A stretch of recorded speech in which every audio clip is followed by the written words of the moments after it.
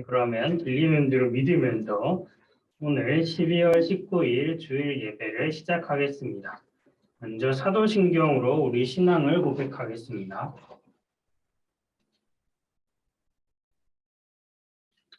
나는 전능하신 아버지 하나님 천지의 창조주를 믿습니다. 나는 그의 유일하신 아들 우리 주 예수 그리스도를 믿습니다. 그는 성령으로 잉태되어 동정녀 마리아에게서 나시고 본디오 빌라도에게 고난을 받아 십자가에 못 박혀 죽으시고 장사된 지 사흘 만에 죽은 자 가운데서 다시 살아나셨으며 하늘에 오르시어 전능하신 아버지 하나님 우편에 앉아 계시다가 거기로부터 살아있는 자와 죽은 자의 심판하러 오십니다. 나는 성령을 믿으며 거룩한 공교회와 성도의 교제와 죄를 용서받는 것과 몸의 부활과 영생을 믿습니다. 아멘. 네, 제가 잠시 기도하겠습니다. 하나님 주님, 오늘도 우리 동안교회 청소년부가 이렇게 모일 수 있게 하시니 정말 감사드립니다. 코로나로 어려운 시국 주님, 코로나로 고통받는 이들의 목소리를 들어주시고 또 고통받는 세계의 신음소리를 들어주셔서 주님 속히 회복이 임할 수 있게 하시고 또한 속히 일상이 회복될 수 있도록 주님 도와주시옵소서. 우리가 함께 만나 다시 예배할 날을 기대하면서 주님 소망하는 마음으로 기다립니다. 주님 또한 대림절 넷째 주간 주님께서 다시 오시고 또한 오셨던 것을 기억하고 기다리면서 주님 한 주간을 보내고자 합니다. 주님 우리의 소망이 헛된 것이 아님을 다시 한번 붙들고 또 우리의 믿음이 헛된 것이 아님을 붙들면서 주님 이번 한 주도 믿음과 소망과 사랑으로 살아갈 수 있게 인도하여 주시옵소서. 또한 이 부족한 종 이제 말씀을 전하러 이 자리에 섰습니다. 주님 말씀을 전할 때에 부족한 종의 목소리가 아니라 하나님의 말씀으로 하나님의 음성으로 들리는 그 은혜를 허락하여 주실 줄 믿습니다. 모든 말씀 우리 주 예수 그리스도 이름으로 기도드립니다. 아멘. 네, 오늘 하나님께서 우리에게 주신 말씀은 요한 1서 4장 7절부터 10절까지 말씀입니다. 신약성경 요한 1서 4장 7절부터 10절까지 말씀입니다. 제가 대표로 봉독하겠습니다. 사랑하는 자들아, 우리가 서로 사랑하자. 사랑은 하나님께 속한 것이니 사랑하는 자마다 하나님으로부터 나서 하나님을 알고 사랑하지 아니하는 자는 하나님을 알지 못하나니 이는 하나님은 사랑이심이라. 하나님의 사랑이 우리에게 이렇게 나타난 바 되었으니 하나님이 자기의 독생자를 세상에 보내심은 그로 말미암아 우리를 살리려 하심이라. 사랑은 여기 있으니 우리가 하나님을 사랑한 것이 아니요 하나님이 우리를 사랑하사 우리 죄를 속하기 위하여 화목제물로 그 아들을 보내셨음이라. 아멘. 네, 오늘은 하나님은 사랑이시다라는 제목으로 말씀을 함께 나누겠습니다. 네, 다들 지난주 광고를 기억하겠죠? 네, 성탄절 특송인데요. 시한이 내일 모레까지예요, 여러분. 제가 찍을 때 한 5분 정도 걸렸는데 여러분도 이렇게 특송 들으면서 혹은 틀어놓고 그거 따라서 부르면 3분에서 5분 이내로 이렇게 끝낼 수 있을 겁니다. 그래서 그 카톡에 보낸 그 영상 링크 그리고 이메일 같은 거 참조해서 이렇게 잘 보내주시면 저희가 추억으로 남길 영상도 만들고 선물도 함께 나누고 하면서 이 성탄절을 의미 있게 보낼 수 있을 것 같습니다. 그래서 화요일까지 꼭 보내주시고요. 안 보내주시면 제가 열심히 또 연락을 해서 받을 수 있도록 하겠습니다. 네. 얼마 안 걸리니까 여러분 조금만 투자해주세요. 예배 끝나고 5분만 투자해도 충분히 할 수 있습니다. 그래서 그 카톡에 있는 것들 잘 참고해서 보내주세요. 네, 오늘은 대림절 넷째이자 마지막 주간인데요.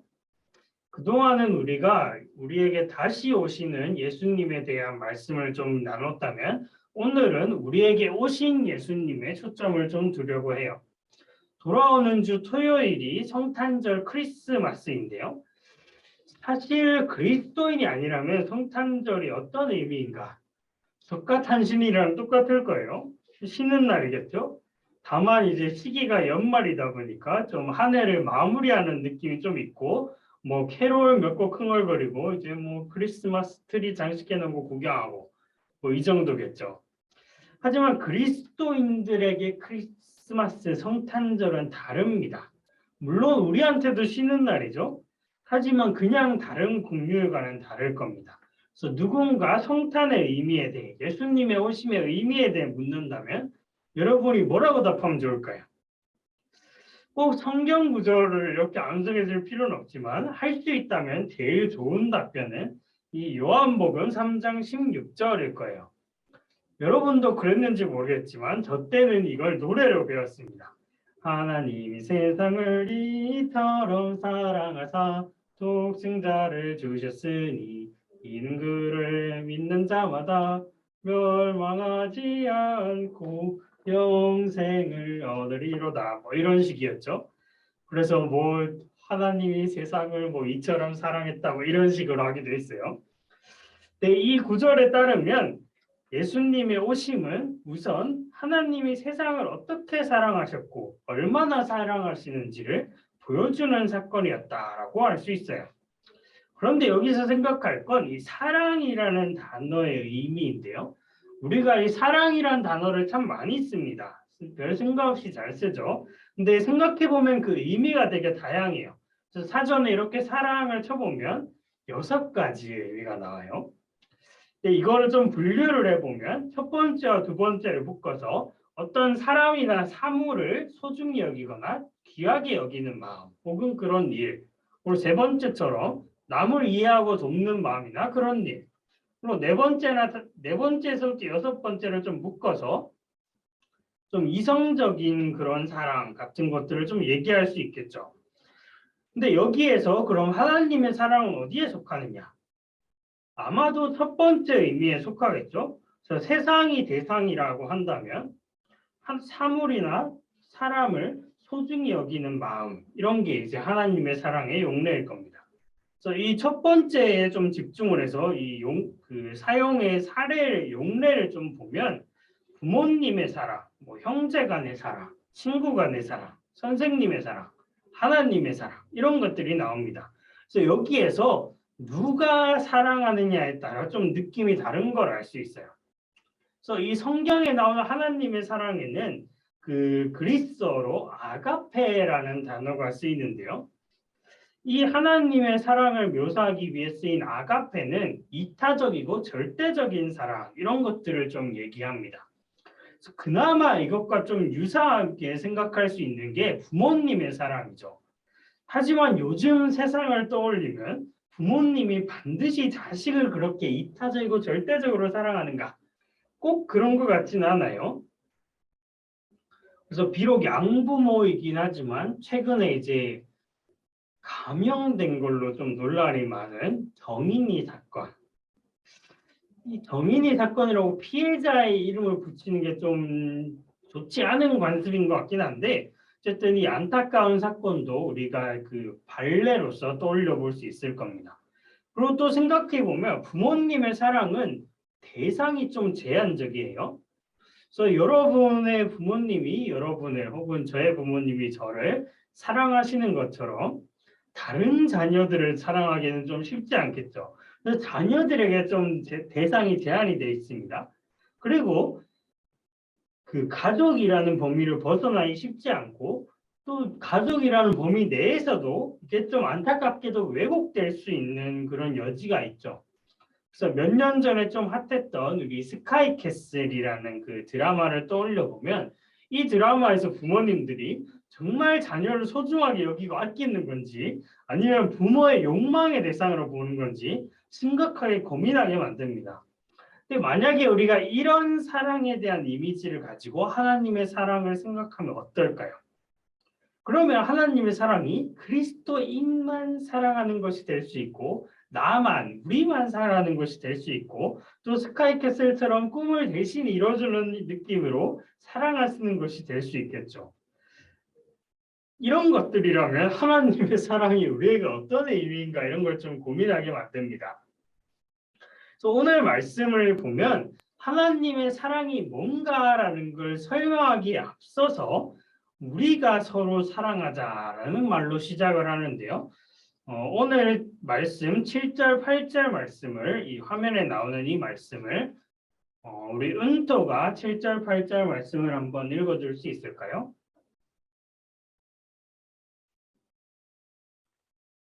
사랑하는 자들아 우리가 서로 사랑하자. 사랑은 하나님께 속한 것이니 사랑하는 자마다 하나님으로부터 나서 하나님을 알고 사랑하지 아니하는 자는 하나님을 알지 못하니 이는 하나님을 사랑이니라. 네. 네, 고마워요. 네, 일단 7절에 노란색으로 이제 색깔이 된 부분을 보면 사랑은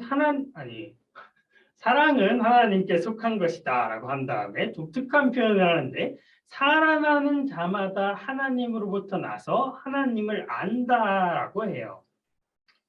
그러면 하나님을 아는 자는 사랑한다라고 말하지 않죠. 그러면 여기로부터 사랑이 하나님을 아는 것의 판단 기준이라고 할 수 있어요. 그래서 예를 들어서 이런 사람들 있잖아요. 이런 사람들은 하나님에 대해 많이 배웠을 거예요. 그렇지만 그게 하나님을 제대로 사랑한다, 뭐 사랑하고 있다, 뭐 이런 것들의 기준이 될 수 없는 거죠. 오히려 거꾸로 사랑을 제대로 실천하는 자만이 하나님을 알 수 있다, 이런 이야기가 됩니다.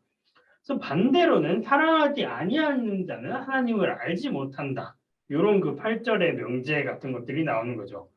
그런데 자세히 살펴보면 이 노란색으로 된 부분과 이 하늘색으로 된 부분이 정확히는 반대 명제가 아니에요. 왜냐하면 한 구절이 누락돼 있거든요. 뭐가 누락돼 있냐면 하나님으로부터 나서는 부정이 되고 있지 않습니다. 그래서 우리가 생각하건대 사랑하지 아니하는 자는 하나님을 알지 못하고 하나님으로부터 난 자가 아니다라고 이렇게 우리가 기대할 수 있는데 이걸 이렇게 언급하지 않고 대신 하나님은 사랑이시다라고만 말할 뿐이에요. 그럼 왜 부정하지 않는가? 왜 하나님을 모르고 하나님으로부터 난 자가 아니다라고 말하지 않을까요? 하나님은 사랑이시다라는 말로부터 유추를 해볼 때 사랑의 하나님께서는 사랑하지 않는 자녀를 낳으실 수 없기 때문이다 라고 우리가 생각할 수 있죠. 그러면 하나님께서는 자신의 자녀가 부족하더라도 심지어 자기에게 등을 돌리더라도 자신을 떠나더라도 사랑하지 않으실 수가 없는 거예요. 그걸 어떻게 알 수 있느냐? 요한일서 저자는 이렇게 말합니다. 하나님께서 자신의 독생자를 세상에 보내셔서 우리는 그분을 통해 생명을 얻게 되었습니다. 하나님의 사랑이 우리 가운데 이렇게 나타났습니다. 라고 말합니다. 그러면 우리가 하나님의 사랑을 아는 것은 하나님의 사랑이 우리에게 드러났기 때문인데 이건 하나님께서 자기 독생자를 보내셔서 세상이 우리가 생명을 얻게 하신 것이다. 라고 이렇게 얘기를 합니다. 어디로 보내셨다고요? 우리에게만 보내신 것 아니고요. 교회에게만 보내신 것 아니고요. 한국에만 보내신 게 아니고 세상에 보내신 겁니다. 그 결과 이를 믿는 우리가 생명을 얻게 되었다라고 우리가 이제 말할 수 있게 되는 거죠. 이걸 보면서 어떤 사람들, 저 같은 사람들이 약간 고민을 하게 됩니다. 그러면 예수님이 오시기 전에는 하나님은 사랑을 안 하셨나? 이런 고민을 하게 되죠. 여기에 대해서 일단 기억할 부분은 예수님이 이전이라는 것이 사실 존재하지 않는 분이란 거예요. 그래서 요한복음 1장을 보면 태초에 말씀이 계시니라 라고 하는데 그 말씀이 이제 예수님이고 그 창조 때부터 하나님과 함께 하시고 창조 사역을 주관하시는 분이 예수님이었다라는 것들이 나타나고 있죠. 그렇지만 예수님이 오시기 이전 정도는 생각할 수 있겠죠. 그러면 그게 이제 구약의 시대인데 구약의 하나님은 사랑하시는 분이 아니냐? 그것도 아닙니다. 그래서 이스라엘 백성을 우선적으로 사랑하시는 분으로 이렇게 나타났고요. 그리고 죽을 자가 죽을 것도 기뻐하지 아니하신다라고 할 정도로 세상을 너무나 사랑하고 계심이 드러나고 있죠. 그러면 어떤 의미에서 생명을 주셨을까요? 여기에 대한 대답이 10절인데요. 사랑은 여기 있으니 우리가 하나님을 사랑한 것이 아니요 하나님이 우리를 사랑하사 우리 죄를 속하기 위하여 화목제물로 그 아들을 보내셨습니다. 그래서 여기서 그 아들을 화목제물로 보내셔서 우리 죄를 사하심으로써 하나님은 우리에게 생명을 얻게 하셨다라고 할 수 있죠. 그러면 예수님께서 이 땅에 오셔서 우리를 위해 죽으시고 다시 사시는 그 사건을 통해서 우리에게 죄가 용서를 받았다. 그렇게 우리가 생명을 얻었다. 이런 이야기라고 할 수 있죠. 이건 우리가 사실 아주 자주 듣는 이야기이지만 이 점을 또 다르게 이렇게도 표현할 수 있을 거예요. 너는 용납되었다. 너는 받아들여졌다. 여기서 너는 누구일까요? 우선적으로 여러분일 겁니다. 여러분 한 명 한 명이에요. 그래서 예수 그리스도를 믿는다고 고백하는 사람들이죠. 그렇지만 우리가 예수님을 고백하고 사랑한다고 고백하기 전에 먼저 하나님께서 우리에게 너는 용납되었다라고 선언하고 계십니다. 또한 우리뿐만 아니라 우리 주변에 있는 사람들, 심지어 그리스도인들이 아닌 사람들에게도 하나님은 이미 너는 용납되었다라고 선언하고 계신 겁니다. 그리고 또한 하나님을 끝까지 거부하는 이들에게조차 하나님은 계속해서 너는 용납되었다라고 선언하고 계십니다. 이렇게 하나님은 우리와 달리 사랑의 대상을 따지지 않으십니다. 사실 우리는 사랑의 대상을 좀 따지죠. 우리 기준에 맞고 우리랑 마음이 맞고 우리랑 어떤 관계에 있고 이런 사람들을 주로 사랑합니다.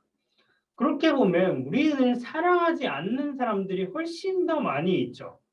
그러나 하나님이 만약에 사랑의 대상을 따지고 사랑의 조건을 따지신다고 하면 어떨까요? 먼저 우리가 마음에 손을 얹고 이렇게 생각을 해볼 때 우리는 과연 하나님의 사랑을 받을 만한 자격이 있나? 우리는 그런 공로가 있는 사람들인가? 생각을 해볼 때 부끄럽게도 그렇게 고백할 수 있는 당당한 사람이 단 하나도 없습니다. 저도 마찬가지고요. 그렇지만 그래서 우리는 하나님이 이런 나를 사랑하실까? 내가 이렇게 부족한 사람인데도 사랑하실까? 이런 것들을 자주 생각하게 됩니다. 하지만 하나님은 우리가 이걸 고백하기 이전에 이미 너는 용납되었다라고 선언하고 계십니다.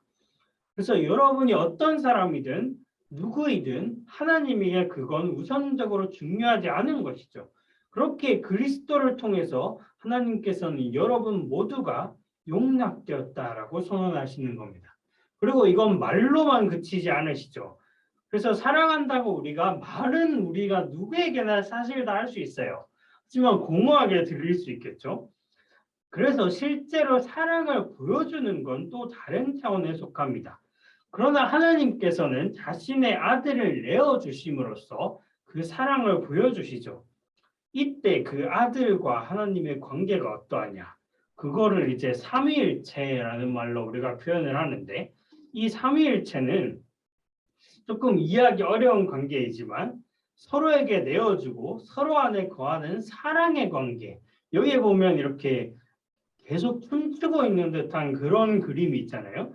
이런 그림으로 주로 하나님을 묘사하는데 이 사랑의 춤 안에서 하나님이 어떤 면에서는 새 위격으로 보이지만 또 어떤 면에서는 하나로 보이는 그 관계를 갖고 계시다라고 우리가 이제 얘기를 하죠.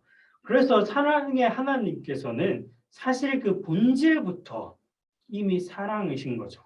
이미 서로에게 내어주는 걸 실천하고 계신 겁니다. 그리고 또한 이 사랑을 세상을 향하시죠. 그래서 세상에도 자기를 내어주십니다. 아무런 조건 없이 말이죠. 그래서 이 예수 그리스도께서 오신 이 사건은 물론 이전부터 하나님께서 그 사랑을 보여주고 계셨지만 그것이 결정적으로 드러난 사건이다라고 할 수 있습니다.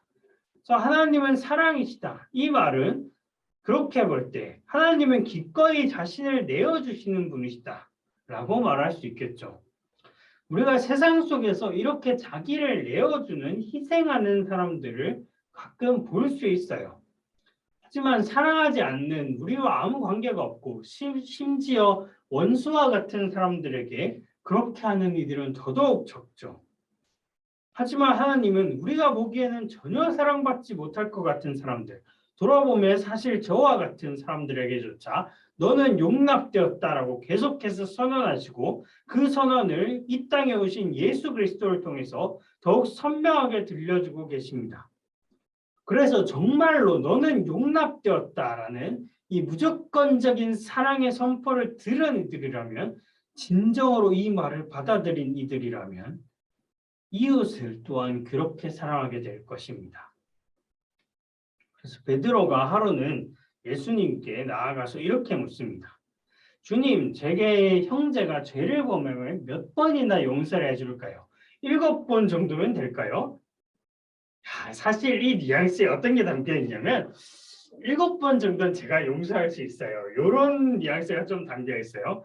그랬더니 예수님께서 7번뿐만이 아니라 7번의 70번이라도 용서하여라 라고 말합니다.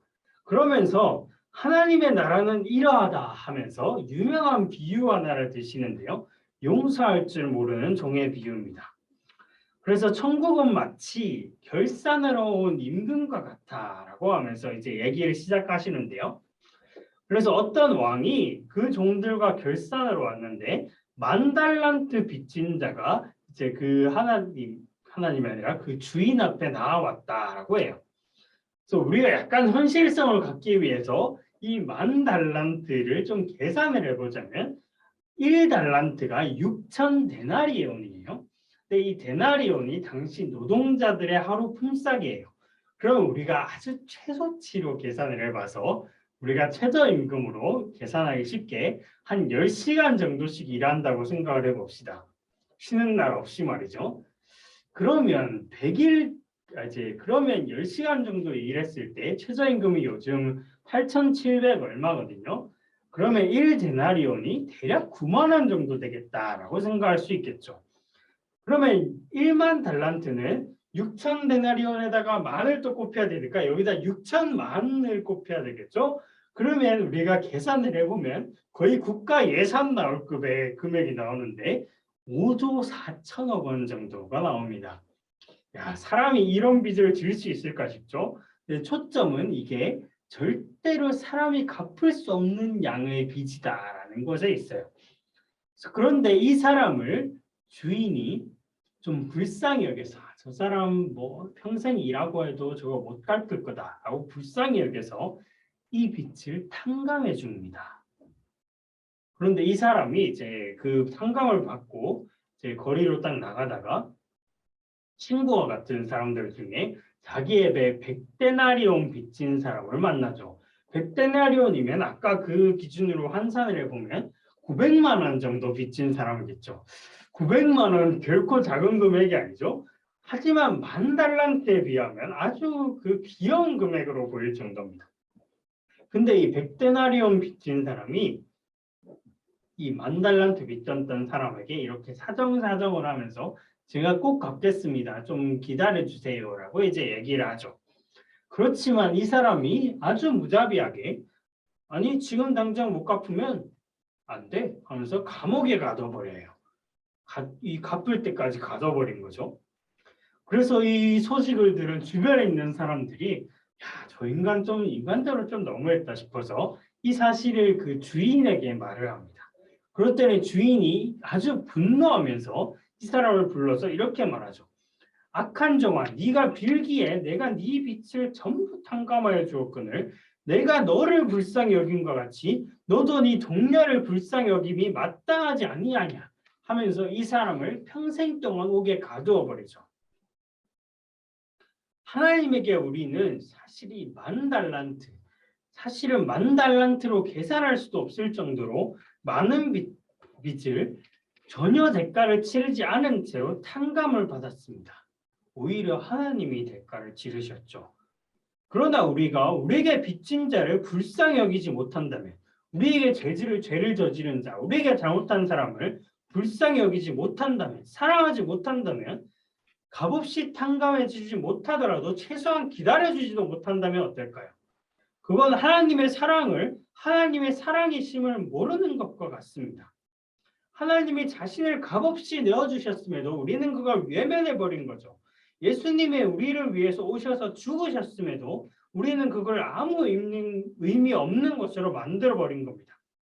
하나님은 우리를 아무 조건 없이 오히려 자기가 대가를 치르시면서 용납하셨어요. 이렇게 사랑을 하셨습니다.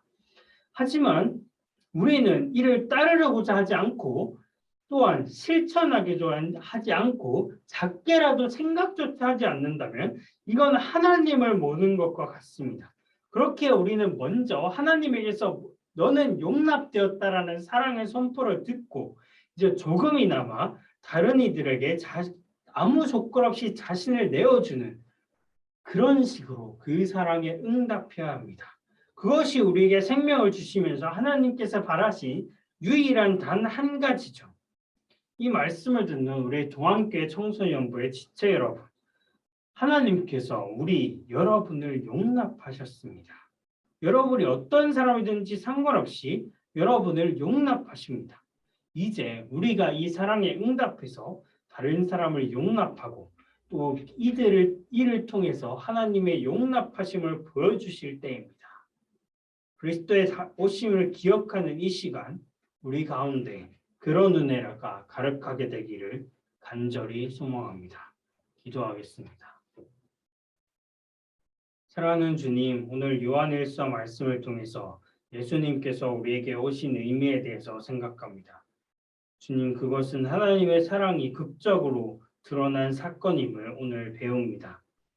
주님, 하지만 우리는 그 하나님의 지극한 사랑에 얼마나 합당한 삶을 살고 있는지요. 얼마나 응답하는 삶을 사고 있는지요. 가슴에 손을 얹고 생각해 볼 때 너무나 부끄럽습니다. 하지만 주님, 최소한 그런 방향성을 가지고 우리 주변에 낮은 자들, 약한 자들에게 눈을 돌리고 우리 주변에 억압받는 이들에게 눈을 돌리고 우리 주변에 하나님을 믿지 못하는 사람들 또한 하나님을 믿지 않는 사람들에게 눈을 돌려서 그 복음을 전하고 또 그 복음을 삶으로 보여주는 그런 사람이 될 수 있도록 우리를 인도하여 주시옵소서. 그런 동안교회 청소년부, 사랑이 넘치는 사랑을 행하는 동안교회 청소년부가 되기를 원합니다. 그렇게 우리를 인도하여 주시옵소서. 모든 말씀 우리 주 예수 그리스도의 이름으로 기도드립니다. 아멘. 주님께서 가르쳐 주신 기도로 예배를 마치겠습니다. 하늘에 계신 우리 아버지, 아버지의 이름을 거룩하게 하시며 아버지의 나라가 오게 하시며 아버지의 뜻이 하늘에서와 같이 땅에서도 이루어지게 하소서. 오늘 우리에게 일용할 양식을 주시고 우리가 우리에게 잘못한 사람을 용서하여 준 것 같이 우리 죄를 용서하여 주시고 우리를 시험에 빠지지 않게 하시고 악에서 구하소서. 나라와 권능과 영광이 영원히 아버지의 것입니다. 아멘. 네, 그러면 오늘 나눈 말씀을 가지고 잠시 공과를 하고 마치도록 할게요. 네, 오늘은 하나님은 사랑이시다라는 제목으로 제 말씀을 함께 나눴는데요.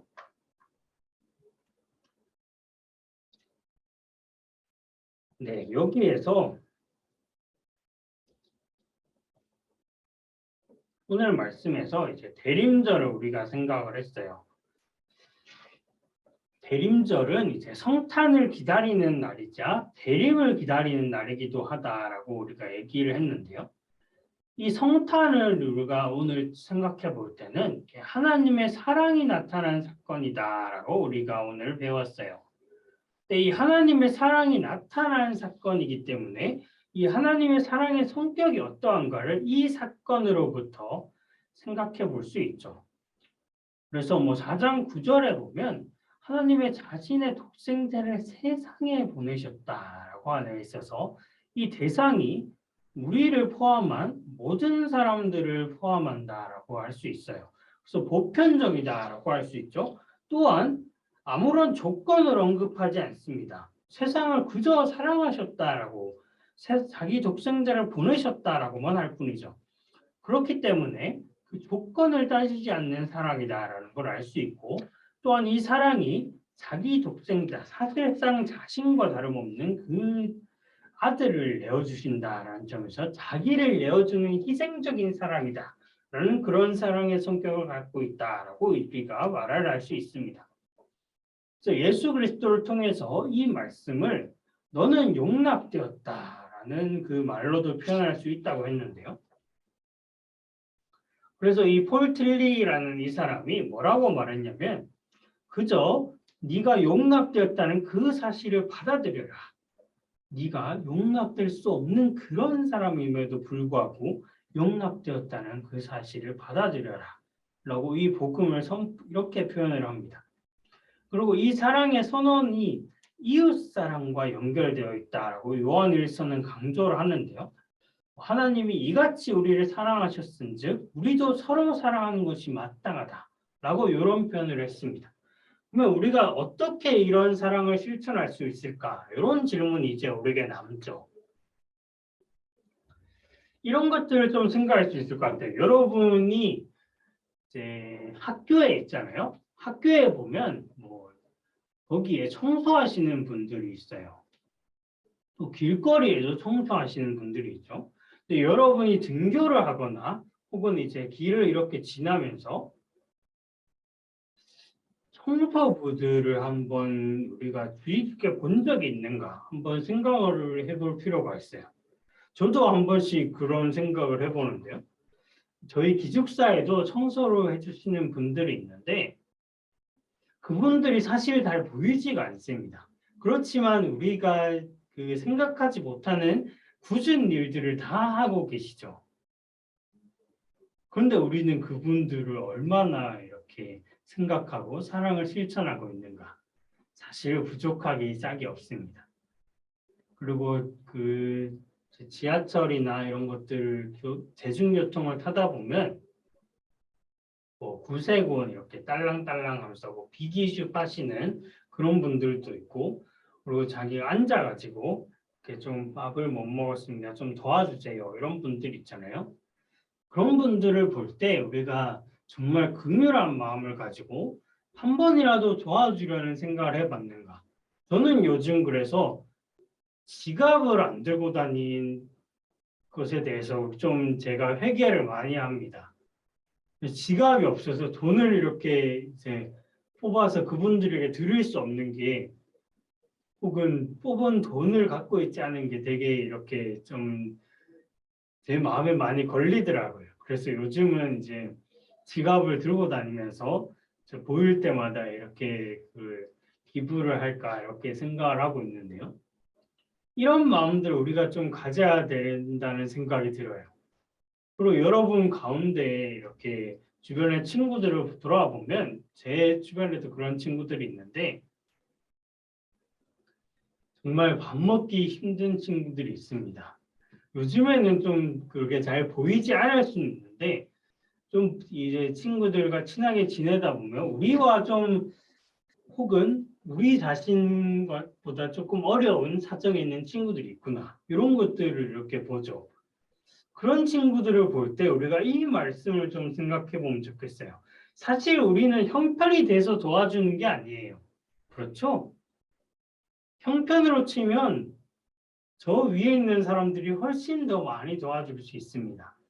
하지만 그것보다 더 중요한 건 우리가 그 사람들을 얼마나 생각하고 도와주느냐죠.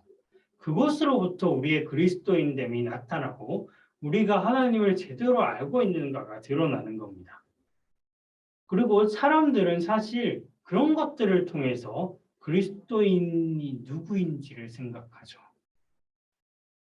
오늘날 우리 기독교인들이 욕먹고 있다라고 할 때 사실은 이 사랑이 잘 드러나지 않아서 그리고 그 사랑의 대상이 보편적이지 않은 것이 드러나서 사람들이 기독교인들을 욕하는 겁니다. 정말 부끄러운 일이죠. 우리의 사랑이 정말 조건을 따지지 않는 그 하나님의 사랑에 걸맞게 이렇게 드러나고 있는가. 뉴스에서 기독교인들이 누군가를 혐오하는 것으로 기사에 날 때, 배척하는 것으로 기사에 날 때, 사실은 참 부끄러워야 합니다. 그게 이제 물론 복잡한 부분들이 있죠. 뭐 동성애라든가 복잡한 부분들이 있어요.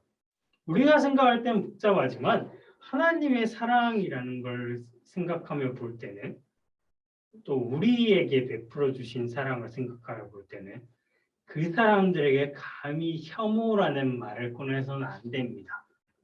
그래서는 복음이 절대 들어갈 수 없겠죠.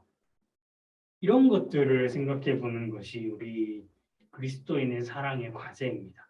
어떻게 사랑할 것인가를 생각하려면 먼저 사랑할 마음을 갖고 있어야 하겠죠. 그래서 예수 그리스도의 오심은 우리뿐만 아니라 세상의 모두를 향하고 세상의 모든 피조물을 향한다. 이것 자체만으로 사실 엄청난 복음이에요. 우리가 그걸 생각하기에 사실 이해하기에 좀 벅찬 느낌까지 있을 정도죠. 그것이 성탄절에 우리가 생각해야 할 진정한 복음의 의미다. 이렇게 말할 수 있겠습니다. 그래서 이런 것들을 생각하면서 우리 함께 드리는 기도로 예배를 일단 이 공과를 마치도록 할게요. 우리 서희가 이 대표로 한번 함께 드리는 기도 읽어줄 수 있을까요? 사랑하는 주님, 대림절 마지막 주간 예수님께서 우리에게 오신 의미에 대해 들었습니다. 예수님을 통해 하나님의 사랑을 너는 용납되었다는 선언을 듣습니다. 주님, 아무런 자격도 없는 우리를 용납하여 주신 사랑에 감사드립니다. 이 놀라운 사랑에 우리가 조금이라도 응답하며 사랑으로 살아가는 삶이 되길 원하오니 우리를 인도하여 주시옵소서. 그런 은혜를 허락하실 줄 믿으며 이 모든 말씀 우리 주 예수 그리스도의 이름으로 기도드립니다. 아멘. 고마워요. 네, 이 기도한 것처럼 사랑을 베풀고 보여줌으로써 그리스도인됨을 실천하는 그런 사람들이 되었으면 좋겠습니다. 네, 오늘도 정말 수고하셨고 여러분 간곡히 부탁드리는 건 내일 모레까지 그 광고했던 영상 있잖아요. 여러분이 카톡으로 이렇게 싹 올려보면 그 어떻게 보내는가 이런 것들이 있는데요. 이메일이 좀 어려우면 그게 보니까 저한테 카톡으로 보낼 수도 있더라고요. 용량이 괜찮으면. 그래서 그렇게라도 보내주시면 감사하겠습니다. 그렇게 성탄의 기쁨을 함께 나누었으면 좋겠네요. 그래서 하나님을 찬양하고 또 그 찬양에 걸맞게 살아가는 우리 동함교회 청소년부 그리고 제가 되었으면 좋겠습니다. 이번 한 주도 정말 수고하셨고 다음 한 주도 열심히 힘내서 살아가길 바랍니다. 네, 모두 수고했고 모두들 안녕. 샬롬 샬롬. 다음 주에 만나요.